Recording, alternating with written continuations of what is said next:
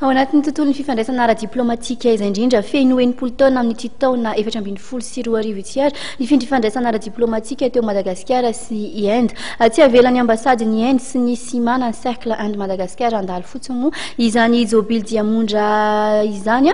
fa nanomboka androany dia nisy ny hetsika izay fampahafantarana ity firenena ity natao tety amin'ny hôtel Ibis Ankorondrano. Fampahafantarana ny Inde amin'ny endriny rehetra, ny tantaran'ity firenena ity, ny fizahantany, ny fitsaboana ary ny kolontsain'ny Inde no aseho tao amin'ny vitrine de l'Inde izay nisokatra ho an'ny rehetra nanomboka androany etsy amin'ny Ibis Ankorondrano. Sandraka eo amin'ny lafiny maro ny fiaramiasa eo amin'ny Antsy Madagasikara, misy ny eo amin'ny resaka fampianarana, misy ny eo amin'ny resaka fizahantany, eo koa ny resaka fahasalamana izay hitantsika moa eto Madagasikara efa misy ny hôpitaly indien zany efa eto Madagasikara, eo amin'ny resaka fanabeazana teo koa misy ny resaka fampianarana fanabeazana ampitaindavitra, fampianarana ampitaindavitra miala ny Inde zany eto Madagasikara, misy ihany koa ny vasim-pianarana izay omeny gouvernement indiana ho an'ny mpianatra malagasy amin'ny alalan'ny bourse ICCR, eo ihany koa ny vasim-pianarana ho an'ny mpiasa malagasy na eo amin'ny sehatra tsy miankina izany na sehatra miankina amin'ny fanjakana amin'ny alalan'ny programa ITEC.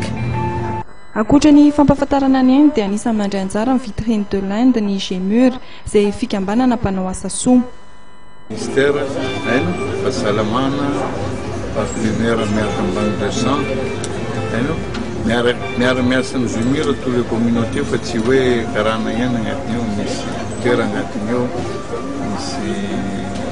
tany agnatiny eo, misy firesana agnatiny eo, misy ministère de santé agnatiny eo, miaraka manao social hoe inona mba vonjy atao maika ny vahoaka lafa misy zavatra koza mandalo na isan'ny roa volana manko zay manao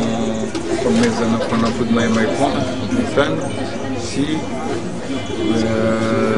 manao dokotera manao andre visite maimaifoana. Efa nanomboka ny taona 1997 ny fiaramiasa ara-diplomatika eo amin'ny Inde sy Madagasikara tamin'ny alalan'ny fanokana ny consulat eto Madagasikara. Misandraka amin'ny endrika samihafa ny fiaramiasa. Amin'izao fotoana izao dia 2 alina ny manana raha indiana eto amintsika ary 3 arivo amin'ireo no mizaka ny zopirenena indiana.